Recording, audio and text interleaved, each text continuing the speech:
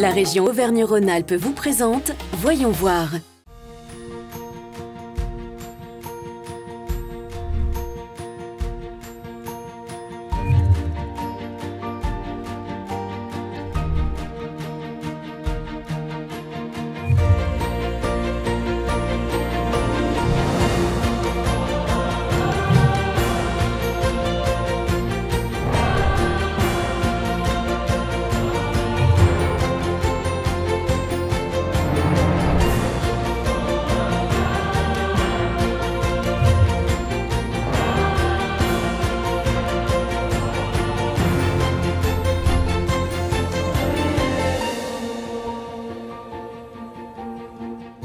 Bienvenue dans ce nouveau numéro de Voyons voir consacré aux maisons de santé et plus particulièrement en zone rurale. Rencontre tout de suite avec le maire de Craponne-sur-Arzon en Haute-Loire, dont la maison de santé a été inaugurée il y a environ 2 ans.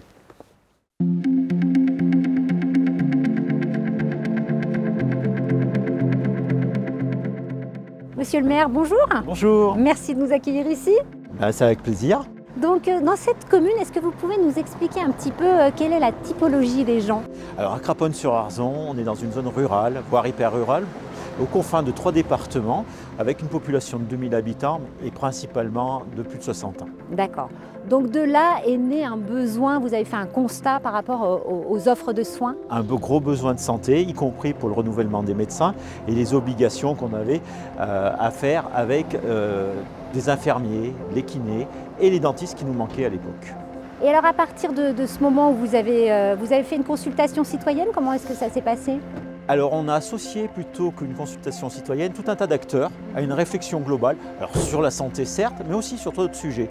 Et sur la santé, il est ressorti justement un besoin de travailler avec les professionnels de santé, tous ensemble, qui étaient isolés, chacun dans leur coin. Et des réunions ont été proposées pour travailler avec eux et faire émerger un projet de santé avec une conséquence, la maison de santé. Et maintenant, je vais aller voir Jean-Luc Bory, vice-président de l'agglomération du Puy-en-Velay, pour plus de détails sur le projet. C'est parti.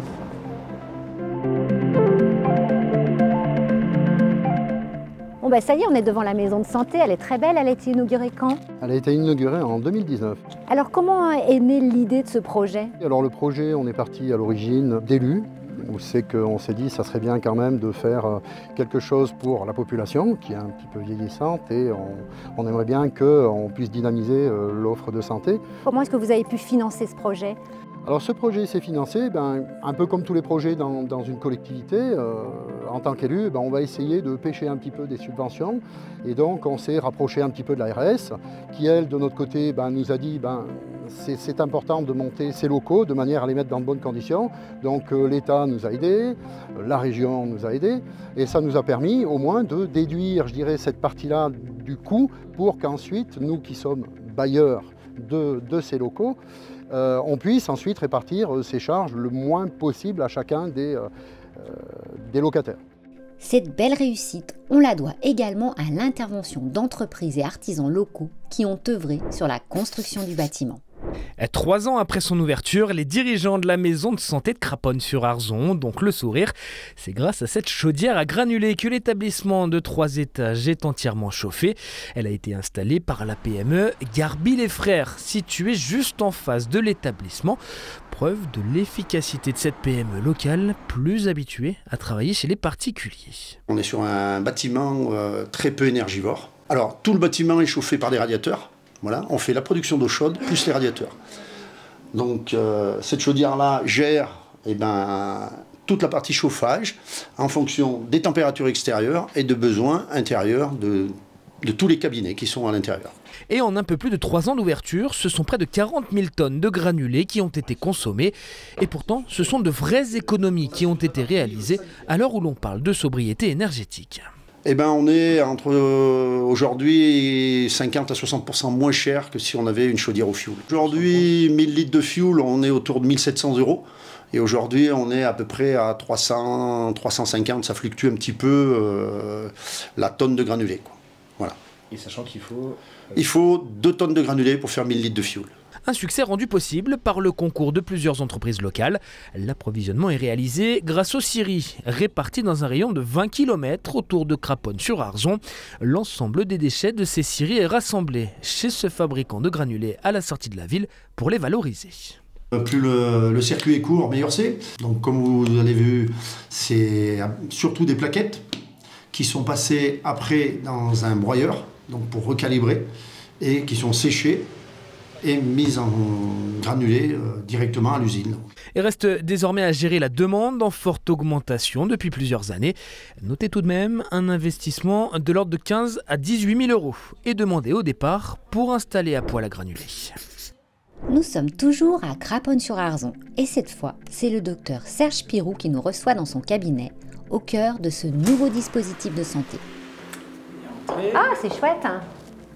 Ah, c'est très beau. Installez-vous. Vous êtes à l'initiative de cette maison de santé. Oui, On peut dire ça. Il y a un certain nombre d'années, à peu près 8 ans, où on avait eu l'idée, voyant la diminution des nombres de professionnels de santé sur le territoire, on s'était dit qu'il fallait trouver une solution. Et notamment, on avait pensé à la maison de santé, puis c'est des concepts qui commençaient à sortir de terre. Et on s'est dit, on va en créer une. Donc très rapidement, on a créé un groupe de professionnels qui étaient intéressés et qui a donc décidé de monter un projet de santé. Projet de santé qui a été validé. Puis ensuite, a suivi le choix de l'architecte avec la communauté d'agglo et puis la construction de ce bâtiment. Et nous avons ouvert le 2 février 2019 cette maison de santé. Et quel est l'intérêt pour le patient? C'est le fait qu'il puisse tout trouver sur place? Quel est l'intérêt d'une maison de santé? La maison de santé, l'intérêt, c'est d'avoir des professionnels qui soient regroupés, ce qui est pratique pour le patient, mais c'est aussi surtout que les professionnels puissent travailler ensemble. Il est plus facile de travailler ensemble quand on a juste à descendre chez les infirmiers pour leur demander de faire une prise de sang ou un test Covid, que d'avoir des gens où il faut prendre le téléphone, etc.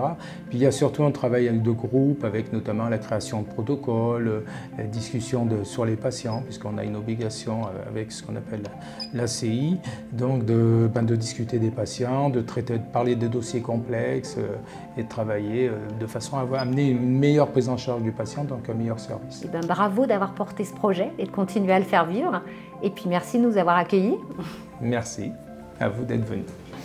Ainsi, avec de tels dispositifs, la priorité est donnée pour lutter contre la désertification médicale et faire d'Auvergne-Rhône-Alpes la première région en termes d'accès aux soins.